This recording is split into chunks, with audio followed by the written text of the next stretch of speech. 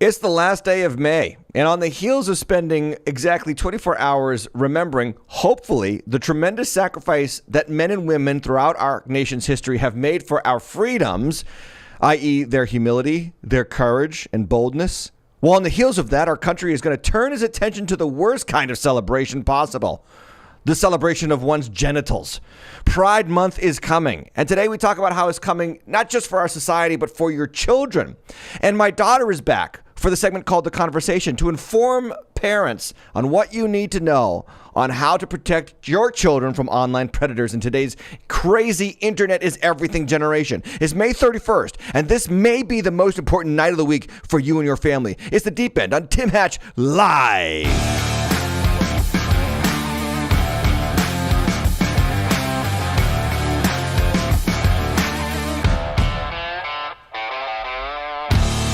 Yeah, I always like to make a side comment there about how this is, your favorite night of the week. But this one might be the most important night of your summer. Summer is upon us, is almost upon us in many respects. But it's upon us in the fact that, Memorial Day is behind us. Here's June. So June, July, August, summer is here. And it is season 5, episode 29 on The Deep End. Almost forgot to do that. Make sure you're hitting that like, subscribe button and the notification bell to get notified on your smartphone device every time we go live. Tomorrow begins a month-long celebration of human pride. What's your response going to be? Hopefully two things. Ready? Humility and wisdom. Humility and wisdom. Because when you lack humility, you do not attain wisdom. That is just a fact. And eventually, if you don't attain wisdom because you lack humility, you just become a proud fool. Let us not forget what God thinks of human pride. The book of James, verse 6, chapter 4, says, God opposes the proud.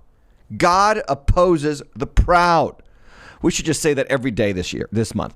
God opposes the proud, but gives grace to who? To the humble. Or Proverbs 11:2. When pride comes, then comes disgrace. But with the humble is what? Wisdom. You want wisdom for your life? Humble yourself. You want foolishness? Exalt yourself. And that's why this month bugs me so much in our culture. Another passage, Proverbs 12:15 says, the way of a fool is right in his own eyes, but a wise man listens to advice. In other words, you know what a fool is? A fool is somebody who thinks they're always right. A fool is somebody who never thinks they're wrong, who thinks whatever feeling they have, or whatever idea that they have, it must be right because they were born that way and they're tired of hiding it, so they're here to celebrate it and make you accept it and endorse it. And we're living in a generation where everyone is a foolish, proud person because everyone thinks they are wise in their own eyes. Now, even Elon Musk is weighing in this morning with a tweet about the sudden onset of everything LGBTQIA element of PQRS hashtag ampersand sign period semicolon. He tweeted out a picture today that looks like this. June is almost here. It is a picture of a guy screaming as he watches a cloud forming, a tornado forming with all the LGBT, symbols. And of course, it's missing a bunch of progressive sexual flags there. But, even Elon Musk is like, enough is enough. It's like, it is going to be scorched earth. Am I right? For the next 30 days. And I was thinking about the fact that Elon Musk tweets this. And he's going to get a bunch of hate over that. I know that for sure. And I want to start something here today. I know I talk a lot about Elon Musk because first off, he's from South Africa. My wife is from South Africa, so there's that connection. And the other thing is that he's just super cool. And I drive one of his cars and I really like it. So anyway, Elon Musk, I'm going to start something here on The Deep End. I want to call it the Elon Musk Salvation Watch. And today is day one. May 31st, 2022, because I don't know if this guy is coming close to coming to Christ.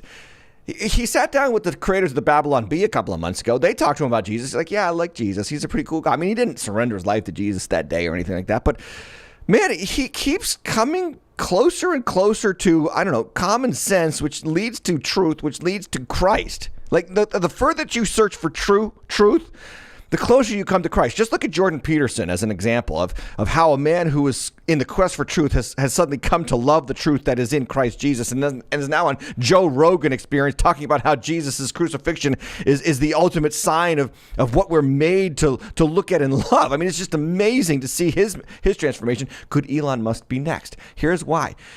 He tweeted this picture out yesterday. I had to retweet it and quote it because it's a picture of someone saying, am I being tested again, or is this one of your hardest battles? And this is the person looking at Jesus. And Jesus, with his crown of thorns, the picture there, says back to the person, you literally just need to put down your phone and go outside. And Elon quotes it saying, literally. Like, this is what leads me to Elon Musk's Salvation Watch. Is this man coming to Christ? And wouldn't it be wonderful? I'm praying that he does. I'm praying that he does. Not because he's Elon Musk, but because hell is real. I pray for everyone that I know as best as I can, as often as I can, to remember to pray for people to come to Christ because there's no life outside of him. Anyway, just getting started today. Let's get into a segment we haven't done for a while. It's called So Obvious News. So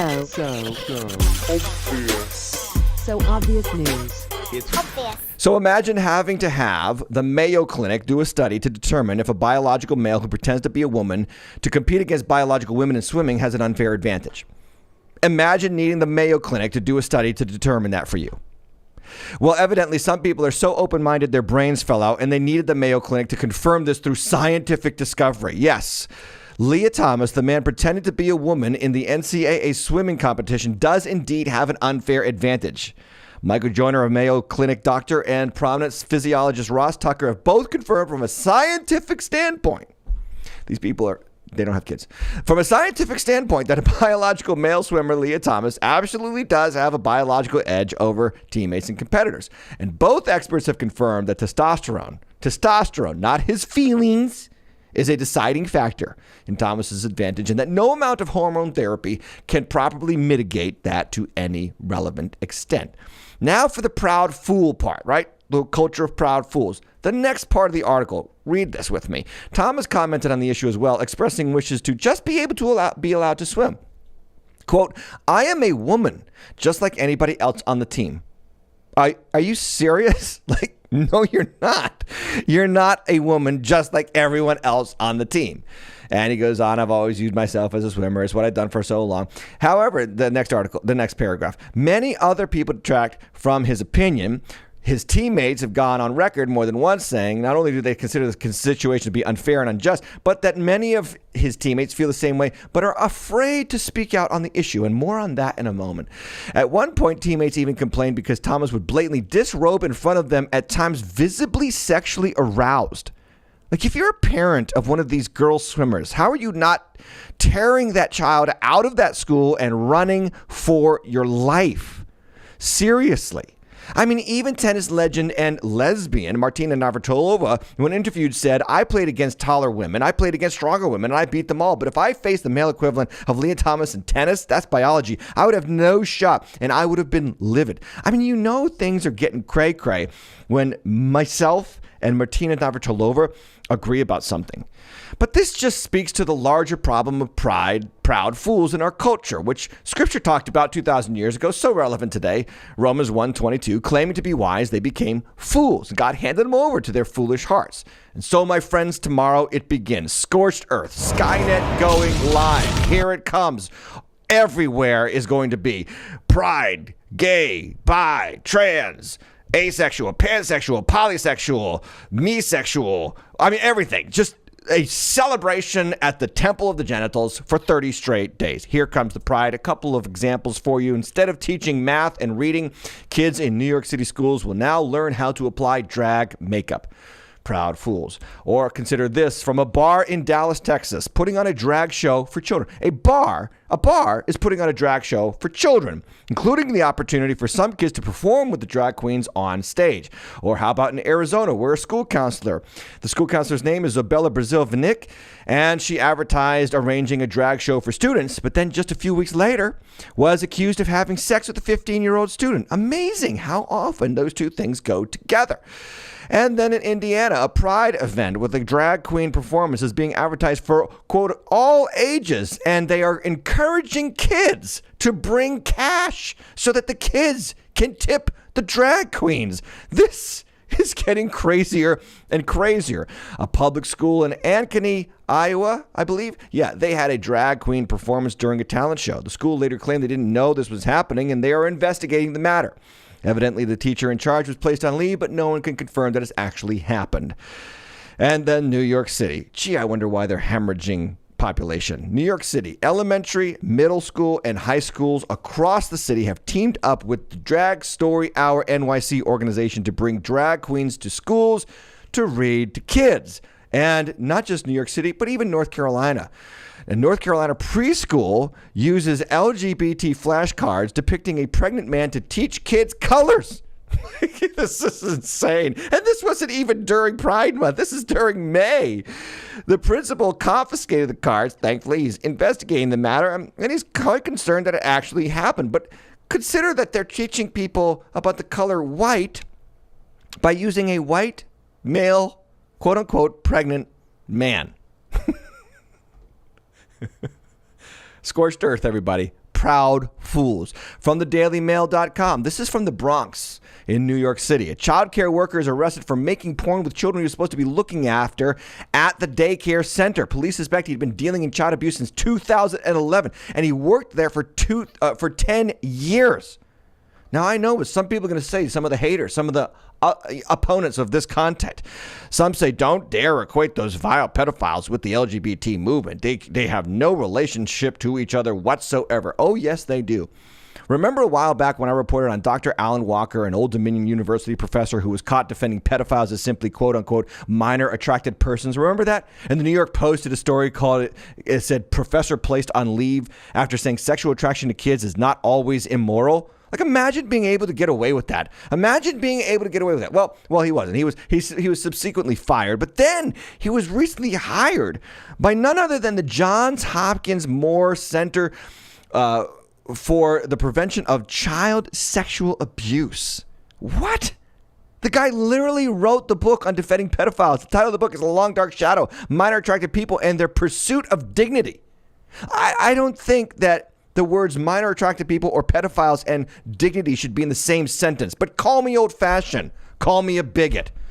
I mean, this sounds like, if you remember from the Boston area, when Cardinal Law in the Catholic diocese there was just moving the sexual predator priests around from parish to parish and never bothered to investigate or hold any of them accountable. It seems like the public school system or the university school system has taken a page from good old Cardinal Law. Oh, by the way, what happened to Cardinal Law?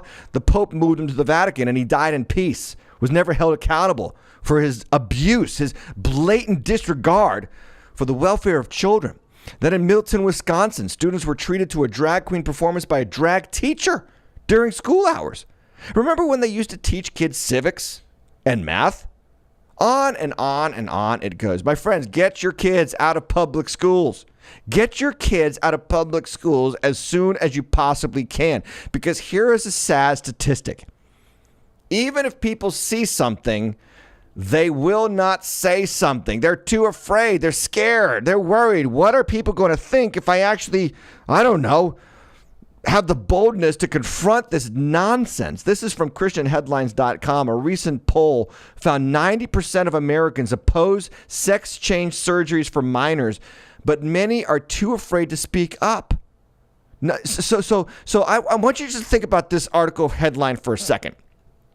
90% of Americans oppose sex change surgery. 90%, the vast, overwhelming majority say this is not right, but they're too afraid to say something. We could back this story up. Just back the story up because the content would be different. Back it up a few years and it would say something like this. Majority of Americans oppose LGBT curriculum included in public school system, but many are too afraid to speak up. Or back it up a few more years. Majority of Americans oppose gay marriage, but many are too afraid to speak up. Or back it up even more. You know what I'm saying? Like, this is how the enemy has worked for millennia. He traffics in fear. 1 Peter describes the enemy as a roaring lion seeking whom he may devour. A roaring lion, not a chewing lion, which means that all he does is he roars and he scares. He scares good people from saying anything. The story from the ChristianHeadlines.com article says the survey found that nearly 2/3 of Americans, 64%, do not believe transgenderism is a healthy human condition, while 36% said it is healthy. When asked if they would be willing to speak up for their beliefs regarding transgenderism, 34% of respondents said they believe it is unhealthy, but are not willing to speak up out of fear of offending others, while 30% of respondents agreed that it is ultimately unhealthy, but said they were willing to speak out. Like, this is, again, what we talked about with pastors a few weeks ago. If we can't offend for the sake of truth, then we're hurting. We're all going to fall for a lie. And let me be 100% clear here. Christians, listen to this. Humility does not mean silence. Because the fact of the matter is that the people who should say something are being silenced by the people who are saying everything. And the people who are saying everything are just a bunch of proud fools. Like the subtext for this is when the wise and humble say nothing, the morons say everything. Or to quote Martin Luther King Jr., our lives begin to end the day we become silent about the things that matter. And I don't know about you, but my kids matter. I have a 20-year-old, a 17-year-old, and a 10-year-old. My 10-year-old is not in public school. He's in school. He's going to a Christian school next year. Thank God. And you know what would be really great for some Christians who can't afford Christian schools? It would be great for other Christians who can help them out and pay for their kids to go to Christian schools. Let's love one another and keep our kids out of this crazy indoctrination center called public education. When the wise and humble say nothing, the morons say everything. And then life starts to imitate crazy art. I give you this picture. This was sent to me via text. It's a man saying, with a poster board, he's got a mask on and a beard there, and he says, "My mask protects Ukrainian pregnant men from climate change." It's kind of funny, and it's kind of like on the nose about how we all think that these crazy little things are connected, aka science, also sciencey. Honestly, some people actually, I would think, believe that, right? But this is supposed to be a meme. This is supposed to be, an exaggeration of reality. But now life imitates art. Because this past weekend, a man went to see the Mona Lisa dressed as an old woman in a wheelchair and threw cake at the glass protecting the painting to protest, I kid you not, climate change. Yes, in the name of fighting for climate change, a man dressed as a woman in a wheelchair threw cake at the Mona Lisa. My friends, what on earth? How do we get here? Pride and foolishness. Pride leads to foolishness. In 30 days, our world is going to be much more foolish because pride leads to foolishness. A grown man thinks like this now. Let me destroy a world-famous historical painting for the sake of getting people on my side about climate change, and let me do this dressed as a woman, dressed in drag, because after all, that's what really gets respect in today's generation. Foolishness. Where does it come from? Pride. Proud fools are running the show because the humble and the wise are saying nothing, and that's what this world is. There's a way, friend, to be humble and still be confident and say something. If you see something, say something. I say this all the time, like every episode. If you see something, say something. I've got a public educator in my church, and she's been going through this. She's been saying something because I've been talking about it. As a pastor, I talk about it. And she's been saying, and she's getting some people on her side. She's getting some people to wake up to reality, the truth. It's just, that's what the Nazis did. They silenced those who, oppose the regime. That's what Mao did. That's what Stalin did. You just make everybody on the other side look like a ridiculous old-fashioned fool and get them to shut their mouths. And then the truth is never heard, and people fall for more and more lies. And I hate it when it happens in the world, but I especially hate it when it happens in church. Even the church is losing its prophetic voice, like we talked about 2 weeks ago. A Florida church, this is from dailymail.com, was blasted for hosting an event for kids that features a drag show and a forbidden queer literature segment. Yes, this is at Naples United Church of Christ in Florida. And it was going to host this event for kids ages 12 to 18 to hang out with drag queens and read forbidden queer literature. And they're supposed to list their pronouns on their, registration form. In addition to the drag show, they were going to have discussions on inclusive sex education. The pastor of the church resigned recently. It's unclear whether the resignation was a result of the backlash to the event. And the event, of course, comes in response or on the heels of Florida passing a bill banning discussion of sexual orientation or gender identity for schools up to third grade. I went to the church's Instagram page, and so far, at least as of this morning, they still have the post about the event with a link to Wink News talking about the event, and then it says, here's how you go there, and thank you for reporting on it, Wink News. And some people would say, how do churches get here? And I just look at the building for a second. Let's just take a look at a building. What do you see? What do you see? To the right of the building, there's kind of like this, I don't know, is like they call it a labyrinth maze looking kind of Illuminati thing. And I would just say that when you see that, in front of a church, that's the time to, get out of Dodge, because some churches, they are so open-minded, their brains fall out, and they think, okay, let's just adopt all these pagan rituals and symbols and bring them into the church, because after all, maybe they were all right and we were all wrong. Like, there's just a loss of confidence in the truth that leads to an acceptance of falsehoods. But how did churches get here? Simple. Pride among their ranks. Pastors who refuse to submit to the authority of God's word. This is from the article at Wink News on how they arrived at this place where they're starting to host drag queen hours in the name of, Christian faith. And I want you to read with me this one paragraph from the article. It says, David Greenhaw is the interim senior minister at Naples UCC. He says, if you look at the side of the church, it says Naples United Church of Christ, an open and affirming congregation. And that means this church has discerned and decided that God believes that all people should be loved and that we should be welcoming to all. Okay. Whenever any minister or Christian says that they have discerned and decided what God believes, run, Forrest, run. Because that is a telltale sign that church has lost its way. It is not our job to decide what God believes. It is our job to change what we believe and to make it line up with what God declares. See, God declares. He doesn't decide. He declares what is true and what is right. And it's our job to shape our lives around it. As the scripture says in Ephesians 5:11, have nothing to do with the fruitless deeds of darkness. Nothing to do with it. Protect your kids. We have to protect our kids because most of this stuff happens online. And you might ask, well, why the sudden uptick? Simple.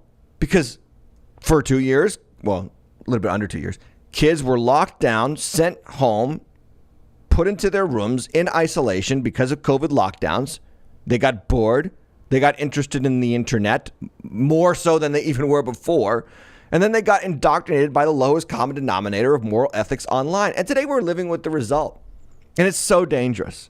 It's so dangerous. CNN reporting an interesting news article from San Jose. Quote, a 17-year-old boy died by suicide hours after being scammed. The FBI say it's part of a troubling increase in sextortion cases. So what is sextortion? Sextortion is this crime where a cyber criminal sends an explicit photo to a teen, or any person really, and then asks for one in return. When the young boy did send them a picture of himself naked or whatever in a compromised position, immediately the sextortionist demands a payment. Well, in this case, they demanded a payment of $5,000 to keep the pictures from being posted online. The teen told the cyber criminal that he could not pay the full amount, and the demand was ultimately lowered from $5,000 to $150. But after paying them with his college savings, they kept demanding more and more payments and put more and more pressure on the boy. The boy was caught. He was embarrassed. He was scared. And one night he went down into his room up into his room and took his own life. Very, very sad. Very, very sad. Statistics from the article, too, by the way. The FBI, the Bureau of Investigation, says there are more than 18,000 sextortion-related complaints in 2021 with losses in excess of $13 million.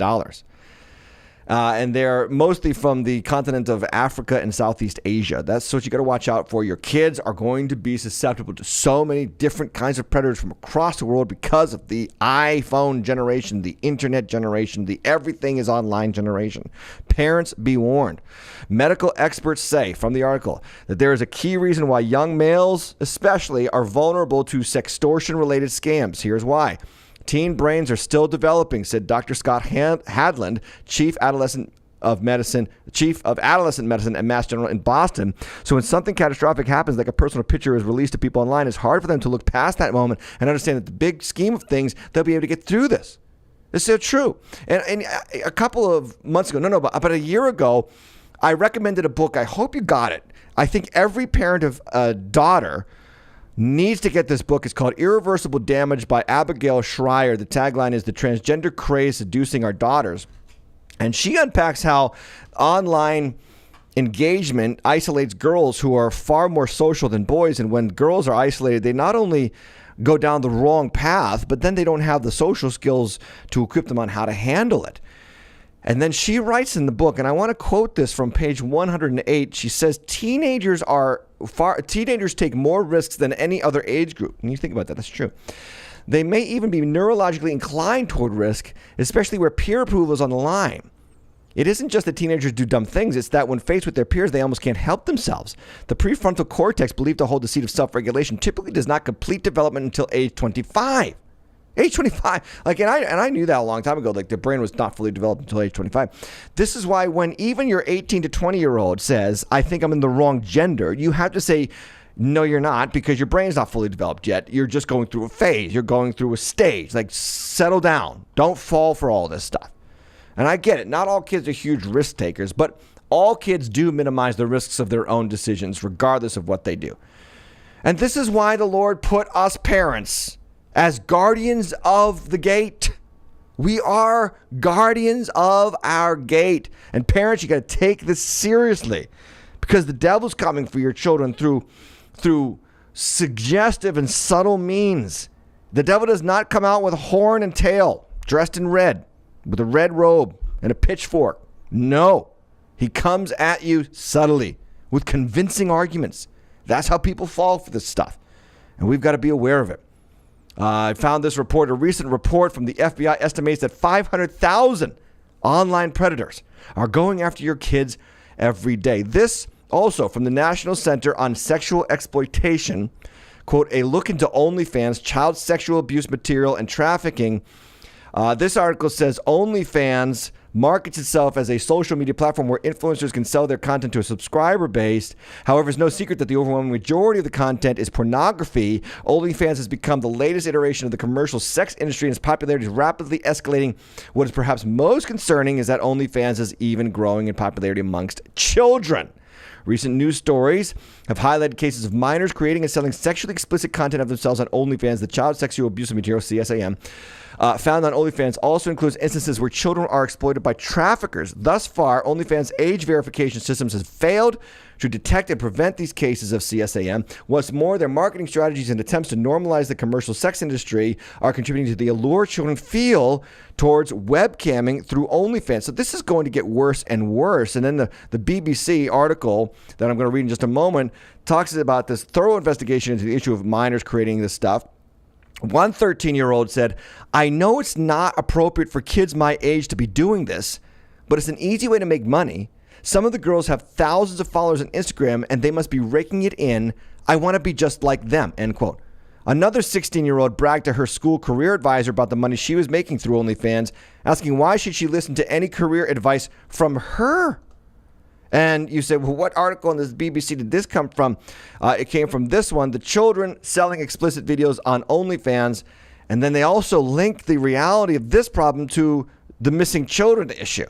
So a paragraph from that article, missing children are increasingly being linked to OnlyFans videos, says the National Center for Missing and Exploited Children, known as a global clearinghouse for reports of child sexual exploitation.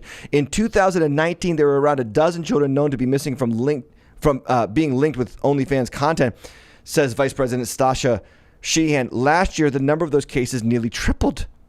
Like, this is what's happening. You guys, you parents, moms and dads, you got to stand guard at the gate because the devil's playing for keeps.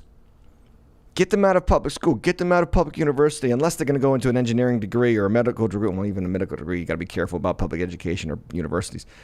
You know, definitely watch out for gender studies degrees or sociological degrees or psychological degrees. I mean, watch out for this stuff because it's all been co-opted. It's all been co-opted by the alphabet gang, and they're coming for your kids through this very suggestive, very convincing argument that will ultimately undermine your parental authority, your spiritual authority, and their Christian faith. You got to be careful.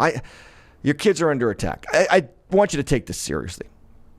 And then all this leads me to a segment that my daughter does here on The Deep End. She sits down and does a conversation. This time she did one with our children's ministry staff member, Nicole, at our church to discuss in more detail the dangers of child predators and the steps parents should take to safeguard their kids. Let's hit the conversation.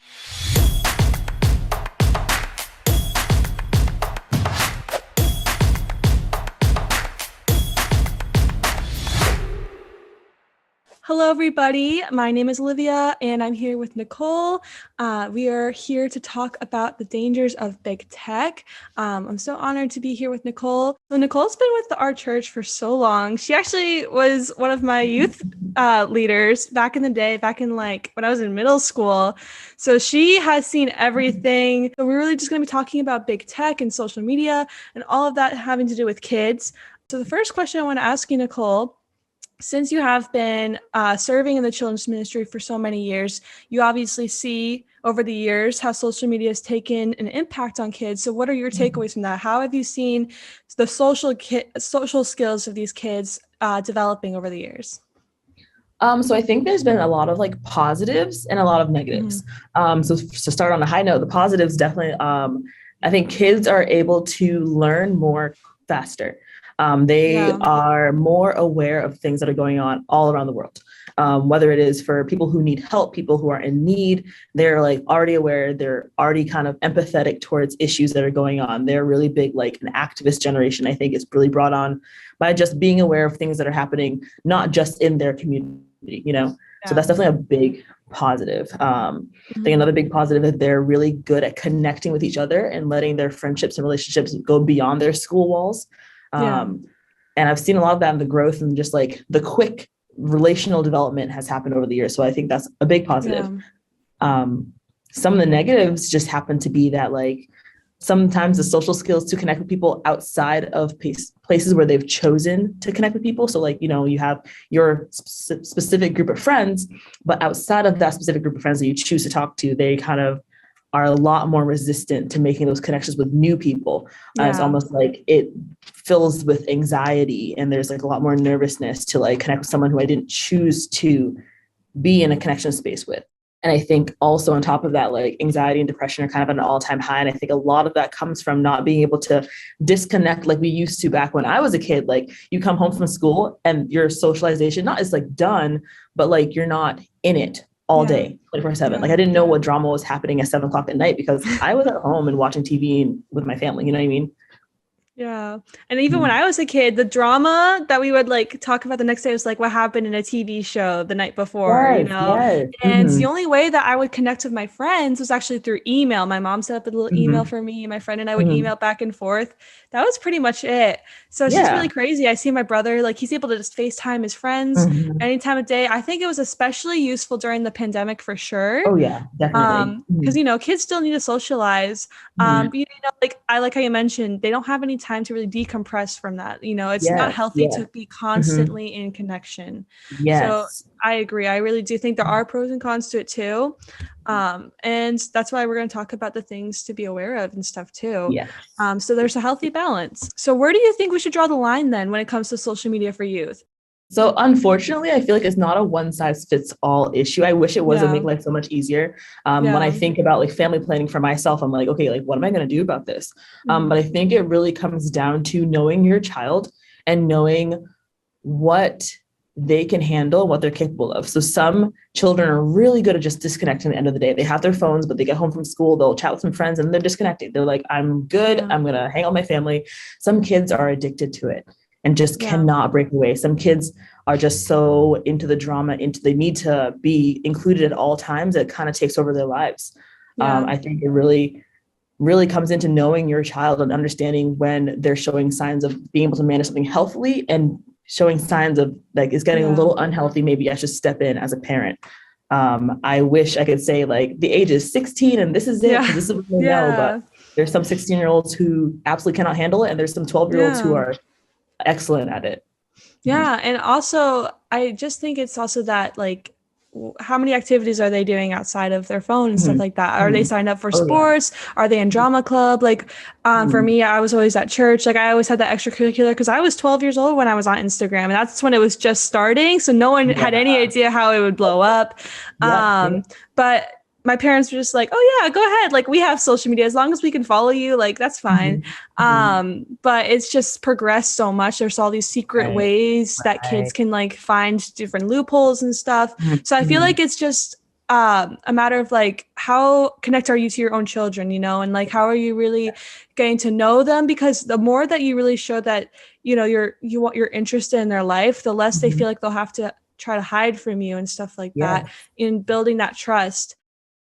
And also, they just need to have a life outside of the phone. I think that having sports is a priority, activities, that's what I do as an adult. Like it's Yep, hard to, same. I actually do social media for work now. And so it's so hard to like break away from that now.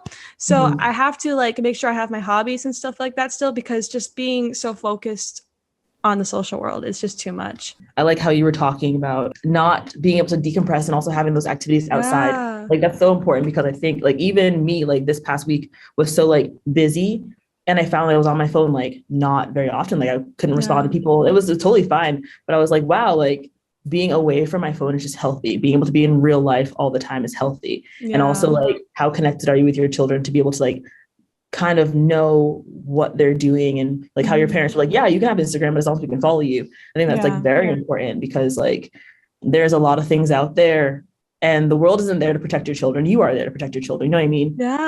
So like you being able to connect with your kids, and like to know that your child is mature enough to, if something weird is going on, something sketchy is going on Instagram or on whatever social media they're using, are they going to come to you to let you know, hey, this just happened? Or are they going to try to hide it and deal with it themselves, Exactly, So that's why that connection above all else is so important.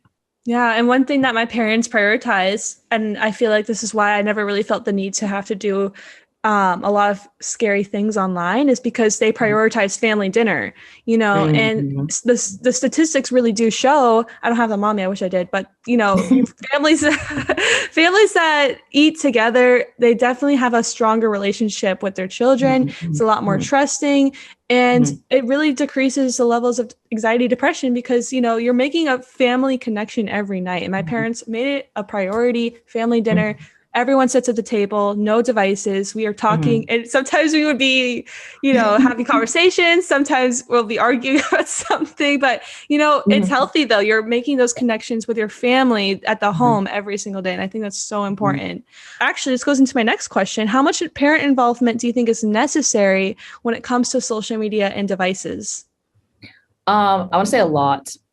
So there's the argument out there. I've been looking at different sources and different things, all that, where parents are like, okay, well, like kids need privacy and they need privacy. They do need privacy, like in their bedroom when they're getting changed or when they're having certain conversation with their friends. But I think when it comes to the internet, they need to have the respect and the boundaries with some things. But when it's a war zone out there. I think the battle for privacy with your kids online, like what are they talking about that you can't be involved in? Who are they talking to? Like just that word in regards to children on the internet, I'm just like, I don't think so. Like, again, there's respect. Like, I'm not gonna, encourage parents to like barge into their kids' conversations to figure out everything they're talking about. I was reading something the other day about it's like chat rooms that are available on like Roblox. Like, I don't even know Roblox. Like, I know like kids play the game and it's like, they have fun with it.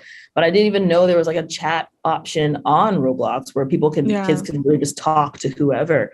And when I found that out, I was like, that's kind of weird. Like, this is children. Like, I understand they want to communicate with each other, but any thing that is targeted towards children that has an open chat is going to attract people who want to harm children.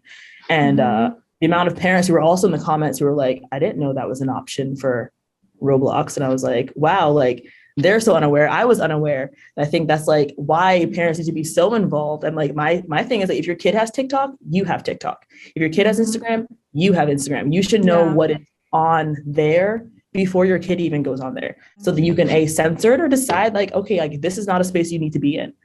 Maybe you have a TikTok account and you can scroll through whatever your kid wants to like scroll through on your account. Maybe that's what they can do. But I think like, I know kids want to be included. There's a lot of kids, especially like I work specifically with middle school right now. So like 11, 12, 13, and the 11-year-olds want to be doing what the 13-year-olds are doing. You know what I mean? 13-year-olds want to be doing what the high schoolers are doing. And so they really want to be included. And I think that's like, it makes sense.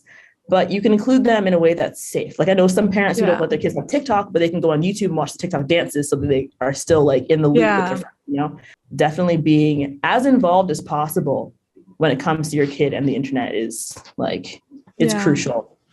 And the biggest thing that I really like that you mentioned was how this can attract predators. And there's actually a TikTok account that I follow, and this guy he basically explains how simple it is for a predator to attract young girls online, or young boys too.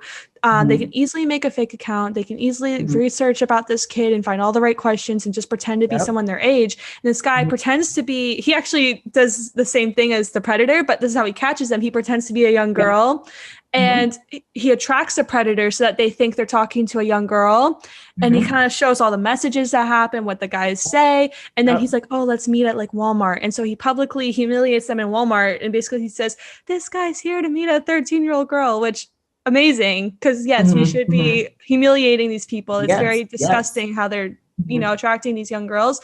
But that's why it's so dangerous. He's trying to prove the point that it's so easy for this to happen. And there's even videos on YouTube where parents want to see how easily their kids would do that. So they actually hire people to pretend to be a predator and reach out to their kids online, see what their kids would do. And it's really sad when the kids actually do end up meeting the person. And we need to protect our kids. And there's so many things online that, yes, like it's bound to, you know, they're bound to learn about it at some point, but I would rather, like, personally, I'd rather like the kids hear it from their parents and, you know, from a very protective standpoint than the world showing them. Like same thing in the church, you know, like we preach about things that we don't want the world to be teaching us about. We need to learn it from a biblical perspective. And the same thing, you need to be learning it from your parents and a biblical perspective in the home. So I think it's the same thing. So I totally agree.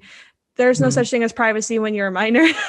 There really isn't, you know, like you don't even know like how to do most of you don't really know, you're not fully developed basically. And you know, there will be a time when you can make those decisions, but I think it's really important for the parents to play a big role in that. That goes into my last question actually. So everything that we talked about, what advice would you give to parents when it comes to being with technology, when it comes to technology with their children and having their kids using technology?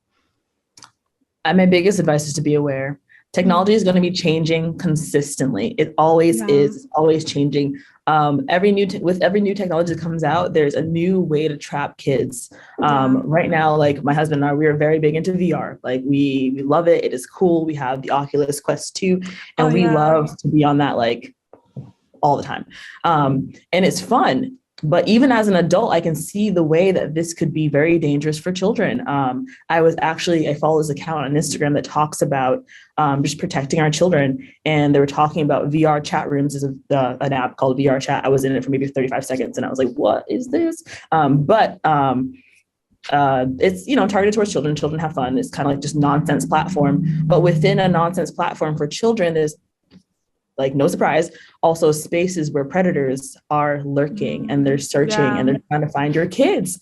And there was someone who was talking about how they stumbled into a VR strip club as a minor, and it was very explicit. So and I'm just like, there's a grown adult who created this within a space that children frequent. Like they did that intentionally. So your kids just stumble into this space. And of course, like if I'm 6, 7, 8, and I just stumbled into this and I know it's wrong, I'm going to take off the headset, but I'm not telling my mom and my dad. You know what I mean?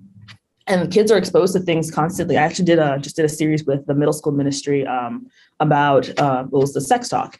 And one of the topics we talked about was pornography, and not to let them know, you know, what it's all about, but basically to let them know, like, there's dangers out there and people are out there to hurt you. And I asked my entire class for all 3 services. I was like, hey, have you, not in person, I had them write it down on cards so that it was anonymous and they didn't feel like they were going to be judged. But I was like, have you at any point in your life been exposed to pornography? And all of them said yes. Every single one of them, every single card said, yes, I have. And I was amazed. So like there's 11, 12, 13-year-old kids in there. There's the kids who you think would never have ever seen it, don't know what it is. And they said yes. And there's the kids who are just like, okay, like potentially you might have been introduced to it, you know what I mean? But like everyone said yes.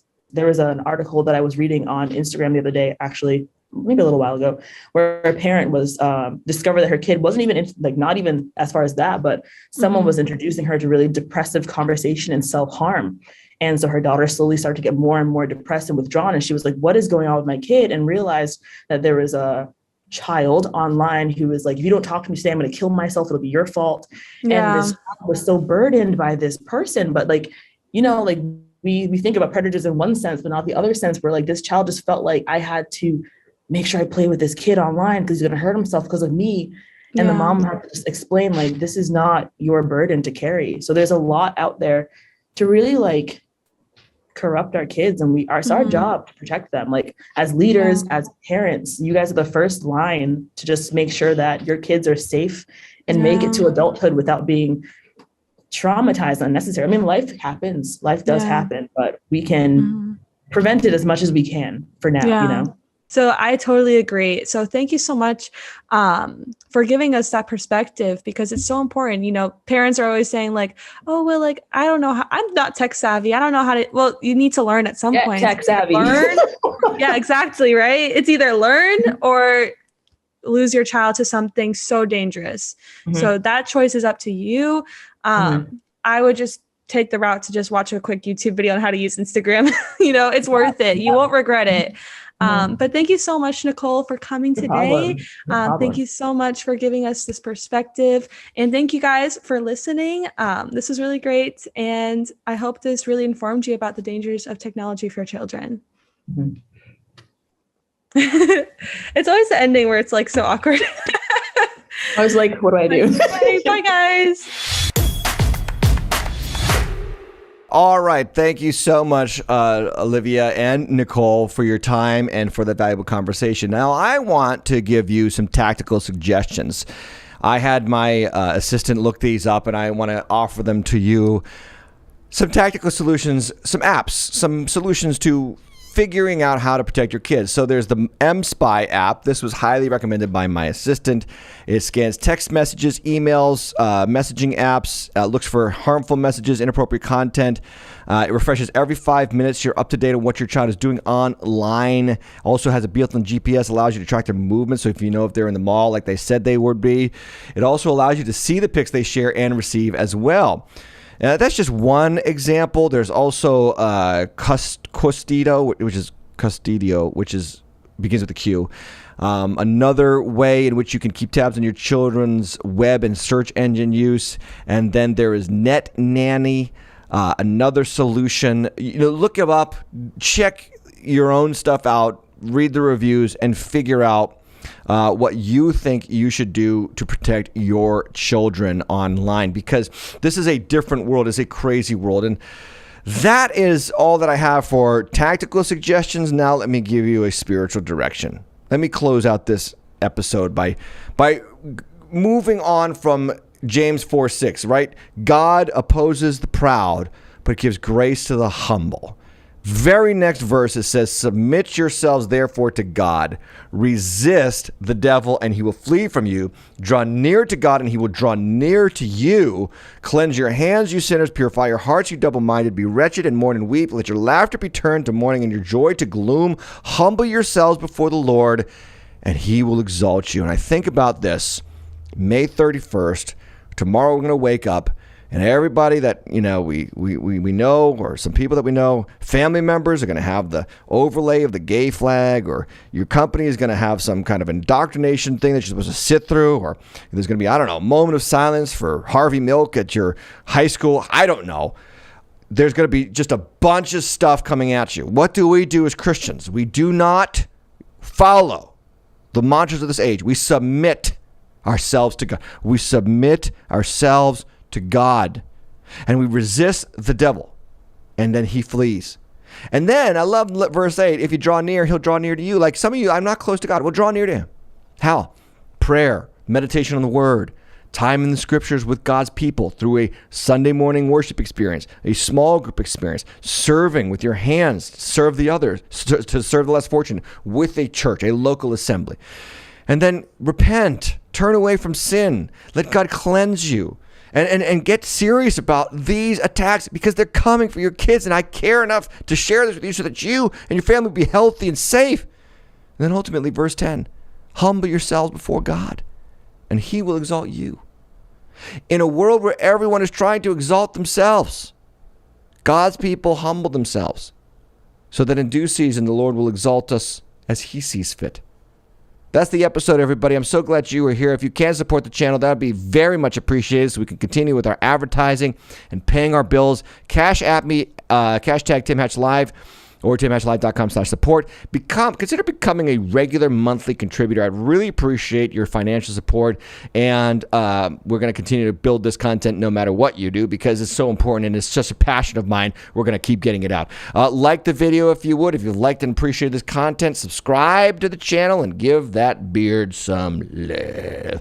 And then hit that notification bell so that you're always notified on your smartphone device when we go live. Bad news, tomorrow there is no deep dive Bible study, but it will be back next week. As of the end of this episode, I'm praying for you. I'm believing God for you to have a wonderful summer, keeping your kids healthy and yourself healthy if you're one of those children, and safe from the attacks of the enemy. May God bless you. Have a good night.